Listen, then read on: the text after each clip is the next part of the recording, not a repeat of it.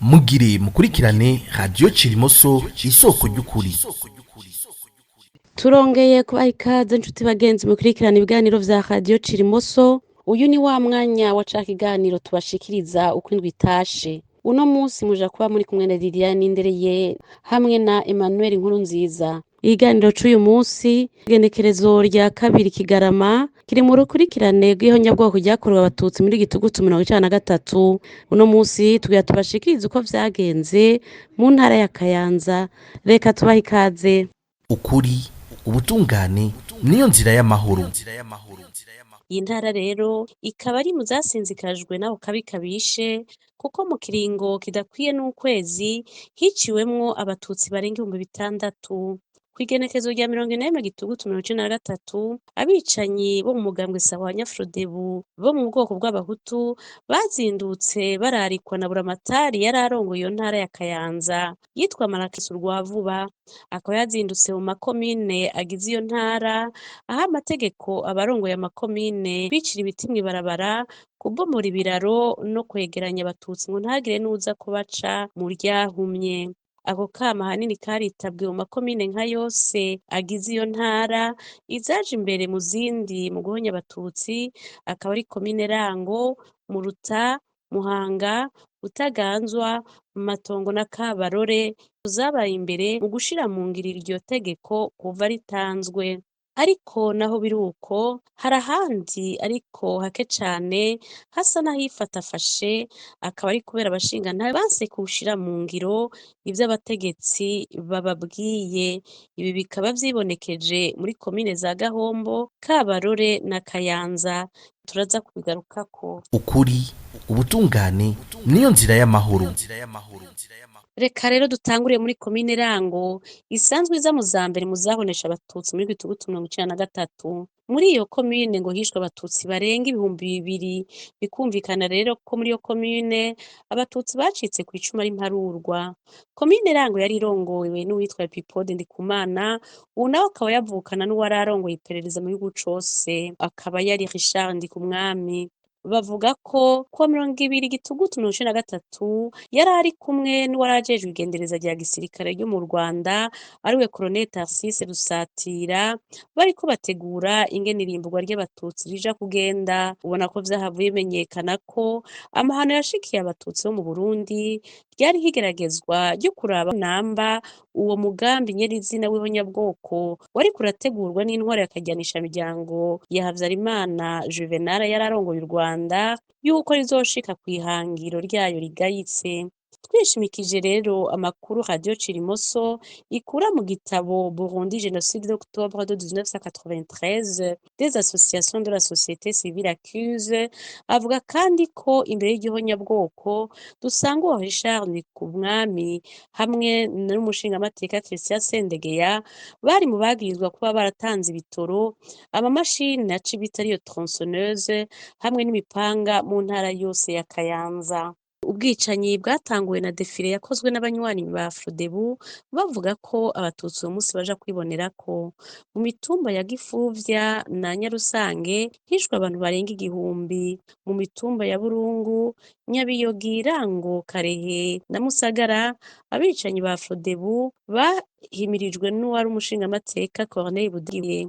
Mbere nko ku mitumba ya Rubungu abatutsi bajanywe kugaranirwa kwa Ntabanzwa hafi y'ikibuga c'umupira w'amaguru, hakaba hiciwe abantu baharurwa mu barenga 200. Mwomenya kandi ko muri iyo komine ya Rango abicanyi harimwo n'abo mu bwoko bw'abatwa, bakaba ababonetse gose akaba ari Ndogomba, Sakubu na Basame. Naho rero ivyo bitigiri vy'abatutsi basigaye vyaba 108, ikivugwa na wa mugwi w'amashirahamwe aharanira agateka ka muntu yakora itohoza arongowe na FDH, ivyo biharuro birumvikana ko biri kure y'ukuri, kubera atawokwibagira ko hari imitumba usanga ata mututsi yasigaye atawushobora kubibabwira. Radiyo Cirimoso isoko ry'ukuri. Muti none komine Butaganzwa ho vyari vyifashe gute? Ku munsi wa 4 igenekezo rya 21 Gitugutu, musitanteri wa komine Butaganzwa yazindutse arakwira ku mitumba ya Rusansuma yose igize iyo komine, aho yagenda aratanga amategeko yo kuzibira amabarabara, akagira ko akanategeka ko haba amarondo yo gukizura kandi ngo azemwo abantu bose. Aho hose akaba kwari kugira ngo yiyegereze abatutsi bace baja kwicwa bitagoranye. Ku munsi wa gatandatu igenekerezo rya 22 Gitugutu naho abakuru b'amasekiteri bose bwakeye bamaze gukoresha mwene vya vyapa bikoreshwa mu myiyerekano, bakaba bari bavyanditseko ngo bariyamirije intwaro y'amaraso. Igitangaje ariko nuko ivyo vyapa bitari ivyo bari bwikoreshereze bonyene ubwabo canke ngo bikoreshwe n'abanywanyi ba Frodebu. Ico bakoze bafashe abatutsi gusa babanje kwegeranya baba aribo bategeka guterura ivyo vyandiko, maze bakoresha defile yavudutse ku mubuga Toga hitwa Mfunda. Niho bashitse baciye bicirwa n'isinzi ry'abanywanyi ba Frodebu nka kurya bari babigenjeje irango. No muri Butaganzwa hatari hake ubwicanyi bwabanjirijwe na defile z'abanywanyi ba Frodebu. Ukuri, ubutungane niyo nzira y'amahoro. Kubiraba komine Muhanga, zone yababaye cane ni zone mu Bugora yegereye komine Rango, aho ubwicanyi bwabaye muri iyo zone budatandukanye n'ubwo muri komine Rango. Iyo zone harugwamwo abantu bo mu bwoko bw'abatutsi barenga 1000 bishwe. Muri bo abarenga 700 n'abari bafise igitsina gabo, ni kuvuga abana b'abahungu, abasore, abagabo n'abatama. Abarenga 300 nabo akaba bari abana n'abigeme, abakenyezi hamwe n'abatamakazi. Ubu bwicanyi muri bwabaye ku mitumba ya Gitamo, Vugizo, Nyamitanga na Rushubi no ku Ruvubu. Abacitse kw'icumu mu gushinga intahe baravuga ko ku bakenyezi n'abigeme abicanyi babanza kubashurashuza ku nguvu, be bamwe imbere yo kwicwa bagasinzikarizwa ubuzima bidasanzwe. Abagirizwa ko bari imbere muri ubwo bwicanyi bw'ihonyabwoko ryakorewe abatutsi ni shefu wa zone mu Bugora uwitwa Elia Bagobeke, umudandaza Sylvestre Bahigeze, ari nayo imodoka yiwe yunguruza abicanyi mu bice bitari bike aho bari bazibiye ibarabara, kuko yari asanzwe aba ku mutumba Rubanga. Uwundi avugwa muri ubwo bwicanyi ni Guillaume Bucumi, yavuye agirwa musitanteri wa komine Rango inyuma y'ukwezi kwa Gitugutu 1993. Muri komine Matongo ubwicanyi bwabereye muri zone Bandaga na zone Banga. Muri zone Banga bwabereye ku mitumba ya Murambi, Rudehe, Mutarure na Bihunge, hakaba hishwe abantu bagera hafi 200. Naho ubwicanyi bwari bwazimitswe burararikwa na Mburamatari Marakiso Rwavuba. Tukiri muri komine Matongo, twomenya ko bamwe mu bakoze ubwicanyi aho muri zone Banga baje bavi Busangana muri komine Bukeye y'intara ya Muramvya, ari naho hatanguriye ubwicanyi nk'ubwo mu mwaka wa 1965 hari mu Gitugutu kw'igenekerezo rya 19, aho bwari bwatangujwe na Paul Mirerekano hamwe na musitanteri w'ico gihe yitwa Mathias Nzobaza. Bakaba bari bikoze kurwaruka bari bamaze igihe binjizamwo umugira w'amacakubiri, bahavuye bitwa Les Jeunesses Mirerekano, aribo bari bigishijwe bakamenya urwanko kwankiriza abatutsi. Ku vyerekeye komine Gatara, nk'uko tubisoma mu cegeranyo cakozwe n'amashirahamwe haranira agateka ka zina muntu yararongowe na FIDH, abahutu bo muri Frodebu b'i Gatara babangukiye kuzibira amabarabara, bongera bafata abatutsi babegeraniriza hamwe, aho hakaba harimwo n'abigisha bo kw'ishuri ryisumbuye ry'i Gatara nyene. Mu nyuma bahavuye bica abatutsi nk'uko bari babirarikiwe, mu bishwe hakaba harimwo abigisha 2. Nk'uko tubisoma muri ca gitabo twababwira candikwa na Frodebu mu mwaka wa 1994, kimwe yandika kugira ngo irabe ko yokwiyeza, naho ivy'uwo mugambwe vyaja vyamenyekanye nk'inzira ija gusuma, ngo hari umwigisha yarokotse yashoboye kuja kubarira abategetsi ku mugwa mukuru w'intara ya Kayanza, arabwira n'abarongoye igisirikare. Amaze kubabwira ko abatutsi bariko baricwa, akaba ariho vyashobotse yuko abasirikare bo mw'ikambi ya Kayanza baciye barungikwa, bagenda bava mu Kayanza n'amaguru baja gutabara, maze bashitse bararokora bamwe muri abo batutsi basanze bakiriho. Ukuri, ubutungane niyo nzira y'amahoro. Muri komine Muruta ubwicanyi bwararitswe na Buramatari bushirwa mu ngiro na musitanteri ariwe Severino Nzorubara. Abishwe baharurwa mu bantu 106, bakaba harimwo abagabo n'abahungu 98, abakenyezi 5 hamwe n'abana 5 bari bafise hagati y'imyaka 4 na 12. Abacitse kw'icumu muri iyo komine ya Muruta bahavuye bacumbikirwa hamwe icamazi. Iyo kambi y'abateshejwe izabo ikaba yahavuye isubira guterwa n'abicanyi ba CNDD-FDD, aho hakaba hari kw'igenekerezo rya 1 Munyonyo 1995. Aho bateye abo bicanyi barishe kandi abahutu bari baranyuzwe n'ubumwe, abo nabo bakaba aribo na ntaryo bahora baburira abatutsi ku bwicanyi bugiye gukorwa. Hari abacitse kw'icumi c'amazi na Muruta kubera abasirikare barungitswe bukeye n'uwari arongoye ikambi ya gisirikare ya Kayanza atabajwe na Ladislas yarajejwe uburimyi muri komine ya Muruta. kuko hari abasirikare bake mu yindi mitumba nka Mutana, Nkonge, Mikuba na Murangara. Musitanteri Nzorubara yaciye atanguza ubwicanyi, akaba ari we yerekanye akarorero mu kwica atemaguye abahisi Gicemure na Buragenyereza. radiyo Cirimoso isoko ry'ukuri. Hampande rero y'aya makomine ya Kayanza tuvuze Frodebu yasatitsemwo inganda, ugereranije n'amakomine nka Gahombo, Kabarore na Kayanza, umuntu yoshobora kuvuga ko atasinzikajwe ku rugero rumwe. Muri uyu murwi, duhereye muri komine Gahombo, usanga yaba ca cegeranyo cakorwa n'amashirahamwe aharanira agateka ka muntu yararanguwe na FDH, haba muri ca gitabo ca Sahwanya Frodebu, eka haba no muri ca cegeranyo cashikirizwa n'amashirahamwe y'imvukira z'amakomine, nta na hamwe bavuga bahitanwe n'igihonyabwoko. Muri komine ya Kayanza yo nyene ubwayo, ahasanzwe hari icicaro c'umukuru w'intara ku bwa FDH, ngo nta kaga kanini kahabaye, ngo kuko ukurikije ibiharuro bitangwa n'abari barongoye intara, ngo hapfuye abantu 9 gusa. Handitswe ngo dans la ville de Kayanza, il y a eu peu de morts. Selon les chiffres officiels, 9 personnes seulement ont été tuées. No muri komine Kabarore ni nk'uko nyene, kuko tubisanga muri ca gitabo cashikirizwa n'umugambwe Sahwanya Frodebu 1994, bakaba bacise la crise d'octobre de 1993 ou l'aboutissement tragique du refus de la démocratie, ngo abantu 10 nibo bahitanywe n'ubwo bwicanyi bwo muri Gitugutu, kandi ngo barabo muri zone imwe, naho muri ico gitabo Frodebu itigeze itanga amazina yabo. Ukuri, ubutungane niyo nzira y'amahoro. Bugingo tumaze guca irya nino uko ubwicanyi bwaranze ihonyabwoko ryakorewe abatutsi muri Gitugutu 1993 bwagenze mu ntara ya Kayanza, twashaka dufata akanya twihweza ingene ivyabwo vyashikirijwe, tukaja gushimikira ku budasa buri hagati y'ibyo bitabo twababwiye, no kuvuga icanditswe n'umugambwe Sahwanya Frodebu ku ruhande rumwe, kiriya canditswe n'amashirahamwe ya société civile yo mu Burundi ku rundi ruhande, yayandi yacita Burundi génocide d'octobre 1993 des associations de la société civile accuse. Hamwe rero na kirya cegeranyo c'amatohoza yakozwe n'amashirahamwe aharanira agateka ka zina muntu arongowe na FIDH, Fédération Internationale des Droits de l'Homme. Duhereye kuri iki cegeranyo catanzwe n'ayo mashirahamwe yararongowe na FIDH, twomenyesha ko vyibonekeza cane ko kigabanya cane igitigiri c'abishwe, kuko hampande y'ivyo biharuro kija kiracira hagufi, kandi hari n'intara kitanavuga nk'akarorero Rutana canke Makamba, kandi bizwi ko no muri izo ntara harabishwe ico gihe ca Gitugutu 1993 bazira ubwoko bwabo bw'abatutsi.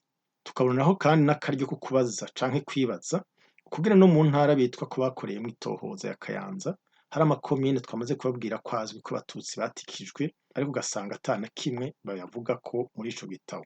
Akarorero akaba ari nka komine Muhanga, aho twababwiye ko hishwe abatutsi barenga 1000, nk'uko tubimenyeshwa no muri ca gitabo candikwa n'urunani rw'amashirahamwe y'iterambere ya komine, nk'uko tubimenyeshwa na ca gitabo candikwa n'amashirahamwe Burundi génocide d'octobre 93 des associations de la société civile accuse.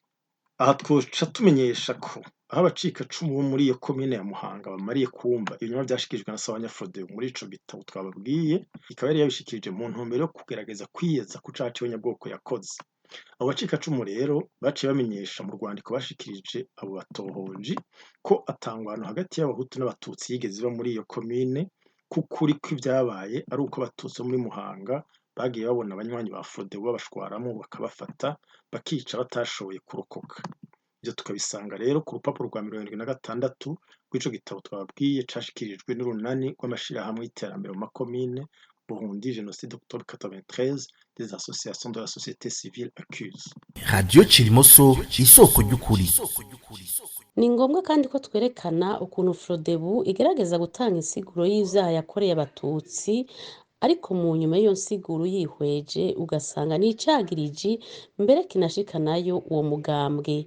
Nk'akarorero muri ca gitabo Frodebu yandika citwa la crise d'octobre de 1993 ou l'aboutissement tragique du refus de la démocratie, ku rupapuro rwawo rw'202 mu gace k'intangamarara y'ivyabaye mu ntara ya Kayanza, Frodebu yemeza ko abatutsi bo muri komine Rango be muri zo bahana urubibe arizo Muhanga na Butaganzwa, ngo bari bateguye uburozi bwo gusinziriza baza gushira mu rwarwa rwo guha abahutu, aho bitaba bigahakwa no gutwenza iyo ataba bijanye n'igihonyabwoko. Ndukungere Frodebu yemeza mbere ko bamwe muri abo batutsi ngo bahavuye bavyiyemerera igihe bariko baricwa imbere yo gucikana. Mu yandi majambo, birerekana ko umugambwe wireze wonyene ubwawo ko abayoboke bawo aribo bagandaguye abo batutsi, ukabigira wijajaye kubera uzi neza ko bene kugandagurwa batari bugaruke ngo babihinyuze. Ahandi uko kwiregura kwa Frodebu butangaje ni ku bijanye n'ico twokwita kwiyemerera ko abayoboke bawo ngo bifatafashe. Aho ni ku rupapuro rwabo rw'202 rw'ico gitabo twari tubabwiye, handitse mu gifaransa ngo Les Hutus de Rango ont attendu l'annonce de l'assassinat de son excellence Melchior Ndadaye pour se prévenir des tueries. Handitse ngo ils ne voulaient pas tuer, mais plutôt se préserver de la mort qui les attendait, raison pour laquelle ils ont tué uniquement les gens du sexe masculin. Reka ico kwica abatutsi ku rwitwazo ko kwikingira tube turagifashije hasi, dutangure kuri ico co gusobanura abantu b'igitsina gabo akaba ari bo bicwa. Ukuri, ubutungane niyo nzira y'amahoro. Uretse ko na nyabagabo n'abahungu atana kimwe cari gutuma bicwa, kwizizira ku bantu b'igitsina kimwe birimwo vy'amasezerano ya ONU yo gukinga no guhasha icaha c'ihonyabwoko ategekanya. Mu ngingo yayo ya 2 agace ka mbere biratomoye ko haba ihonyabwoko iyo habaye kwizizira abagize umurwi umwe canke igice c'umurwi yari umurwi ufatiye ku bwoko, w'urukoba, w'idini canke ibindi. No muri ca cegeranyo nimero S agakoni gashinze 1996 agakoni gashinze 682 kimishirahamwe mpuzamakungu ONU ryashikiriza kuwa 22 Myandagaro 1996 igihe ryari rimaze gutohoza ihonyabwoko Frodebu yakoreye abatutsi. Ico cegeranyo rero kiragaruka kuri ivyo byo kwica abagabo b'abatutsi ku buryo bwiharije. Ibi tubisanga mu duce twacu tw'167 canke tw'179 tw'ico cegeranyo. Bitaye ko muri ico cegeranyo nyene ishamwe mpuzamakungu ONU riributsa ko ahenshi aho abagore n'abakobwa batishwe hose nk'uko Frodebu ishaka kubitanga nk'ikimenyamenya c'ubugwaneza bwayo, abayoboke ba Frodebu baba babanje kubasambanya ku nguvu. Ahandi Frodebu isubira kwifatisha aho kwisigura ni kuvyandika kuri komine Butaganzwa, aho yemeza ko abayoboke bayo bari mu bwoko bw'abahutu bishe abatutsi kubera ngo abatutsi ngo bari bagize kuba bakenya bakongera bakabatwenga. Frodebu mu nyuma irongera koko ngo babishe ngo kugira ngo babitange. Ku rupapuro rw'202 rw'ico gitabo nyene twababwiye ca Frodebu handitse mu gifaransa ngo les Tutsis très minoritaires se sont mis à se moquer des Hutus. C'est pourquoi les Hutus se sont organisés pour éviter leur propre mort. Aho umuntu acabona ko Frodebu yivuguruza mu buryo bubiri. Ubwa mbere kuri ico kwagiriza abatutsi ko bazize kuba batwenza abahutu, naho data wanje amategeko yobaye ategekanya ko ubutwenza uwundi yo bahanishwa kwicwa, sinzira guhemuka za Frodebu zari zishinzwe gushira mu ngiro iyo ngingo, narirya tase ntari kubiratakwa ngo isase muri urwo rubanza rw'uwakodesha ryo gutwenga uwundi maze imucira urwo gupfa. Ubwa kabiri hamaze kujamwo ivyuko abo ba Frodebu babishe kugira babitange, vyerekana ahubwo ko hashizwe mu ngiro ivyari vyarigishijwe na Paripehutu muri Ntega na Marangara mu 1988, nariryo migambwe ibiri isanzwe bizwi ko isangiye akarangamutima même ADN politique nk'uko vyasize vyemejwe n'umuhisi Prosper Mpawenayo ari mu bahoze bari indongozi za Paripehutu. Mukibuka rero ko aho muri 1988 muri Ntega Marangara Paripehutu abo yahimiriza kwica abatutsi yabigisha ngo barakeneye kubitanga batarabica ahubwo bonyene ubwabo. Muri make rero naho Frodebu yagerageje gutanga ivyitwazo umuntu yoshingira ko kugira yitahure muri ayo mahano yakoreye abatutsi, biribonekeza ko ivyo yiregura byose yashaka guhonya abatutsi. Radio Cirimoso isoko ry'ukuri. Mu kurangiza uyu mwihwezo hari ibintu bibiri bihambaye dutegerezwa kwibutsa. Ica mbere birakenewe cyane ko twerekana ukugene co kimwe no mu zindi nzandiko zawo umugambwe Sahwanya Frodebu ugerageza kurondera amazina y'imbabarira amatwi wo kwiteho nyabwoko wakoreye abatutsi. Ahenshi umuntu asanga wivugira ko habaye ubwicanyi hagati y'amoko. Nk'akarorero ngo on a enregistré des massacres interethniques dans 6 communes sur 9 qui composent la province de Kayanza.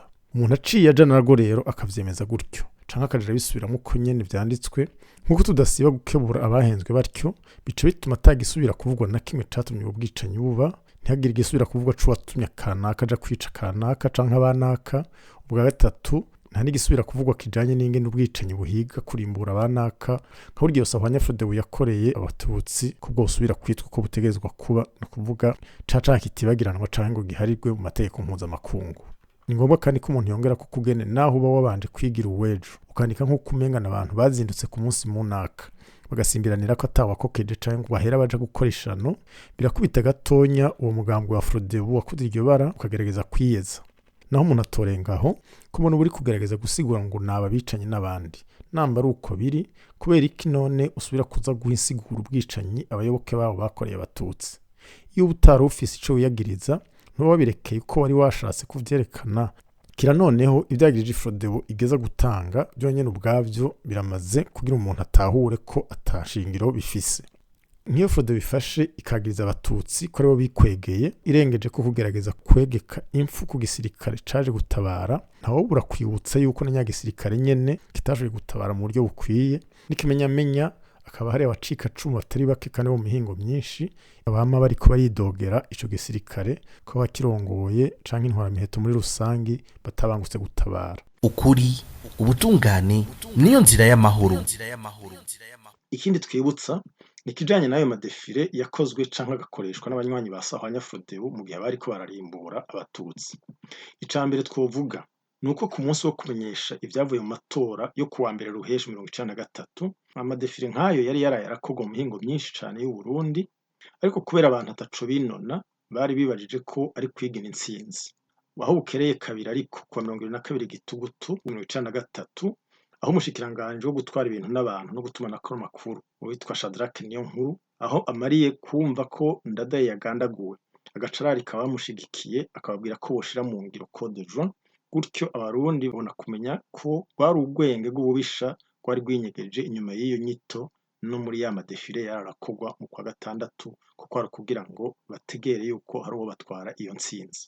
Ikindi kijanye kandi n'izo defile ni kugene zabaye zimwe mu vyakoreshejwe mu gikorwa kigayitse cyo kubagura abatutsi imbere yuko bicwa. Birakenewe cane kwibutsa abadukurikira nk'uko abayize kahise canke bagatahura baraye bazi ko mu Budagi bwari burongowe n'abanazi igihe bari bamaze gushiraho amategeko akandamiza abayahudi bariko barategura kubamara byarabaye kenshi ko abayahudi bakoreshwa ku nguvu amadefile nka mwenayo kandi bakayagira bambitswe ivyandiko vyanditsweko ngo kubera turi abayahudi turinda guhanwa.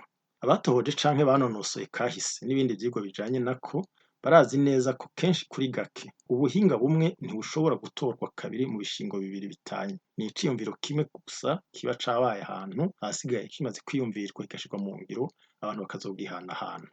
Nkako kubona ibyo abanazi bakoresheje mu gushinyagurira abayahudi hagati y'igihumbi n'amajana icenda na mirongo itatu na gatanu n'igihumbi n'amajana icenda na mirongo itatu n'icenda. Ubwo bubisha kubona bwahavuye busubira gukorwa tukabusanga mu rutoke rwo mu Kayanza naho buraguca yifashisha ya nkuru twababwira mu ntangamarara yuko mu bari bagize igihe batanga inyigisho z'ingene abatutsi bazohonywa harimo Richard Ndikumwami yararongoye ibiro vy'igendereza. Nta nkeka kandi ko umuntu yarinze azezwa mwene ivyo biro yari afise ubumenyi buhanitse nubwo ivy'akahise budahazemo. Naho atabyemezo ntabanduka biraboneka uwofata ko Richard Ndikumwami ashobora kuba ari mu bazanye mu Kayanza iyo nyigisho n'ubuhinga bw'abanazi bwo gushinyagurira gutyo aho bagira bahonnye atoba yihenze. Bitaye ko hari ikindi kimenyetso gishobora gusigura iryo sano ry'ububisha bw'abanazi n'ubwakorejwe na Sahwanya Frodebu mu Burundi. Aha twobanza tukagaruka gatonya kuri kwa kuntu uwararongoye ibiro vy'igendereza mu Burundi yaragize iminsi mu mukebukano n'uwarari mu bajejwe igendereza mu vya gisirikare mu Rwanda umwe twababwira Colonel Tarcisse Rusatira mu gihugu c'u Rwanda cari kirongowe n'intwaro karyanisha miryango y'uwari Juvenal Habyarimana. Ariko na cane tuje tuboneraho akaryo ko kumenyesha abatabizi canke kwibutsa abavyibagiye canke bakavyiyibagiza ko iyo ntwaro y'uwari Habyarimana Juvenal bayikomye gatonya igeze kure mu guhinduza mu Kinyarwanda Mein Kampf ca gitabo Adolf Hitler yagisiguriramwo imigambi yiwe y'ikibi. Uwogira ibihari kuri iki gitabo c'ububisha cahinduwe mu Kinyarwanda yosoma igitabo citwa La France au cœur du génocide des Tutsis canditswe n'uwitwa Jacques Morel mu mwaka wa 2010 abisanga ku rupapuro rw'689. Biragarukwa ko kandi n'uwitwa Philippe Bruis yanditse igitabo Traqueurs de génocidaires sur les traces des tueurs rwandais hari mu mwaka wa 2015. Naho umuntu atokwigwa arenza koko nyinshi mu ndongozi zatanguje Frodebu uhereye kuri ba Melchior Ndadaye, Sylvestre Ntibantunganya, Léonce Ngendakumana mu vya politike zose zonkeye kw'ibere ry'intwaro ukajyanisha imiryango y'uwo Habyarimana. Ivy'iryo sano hagati y'ivyo vy'abanazi n'ivyo Sahwanya Frodebu yakoreye abatutsi bica bisobanuka vyiza vy'indanga. Turangije dushimira mwese mwakurikiranye ibiganiro vya Radio Cirimoso, naho ubutaha tugire Uburundi buziriho nyabwoko. Murakoze cane. iyi mwariko murumviriza ni Radio Cirimoso.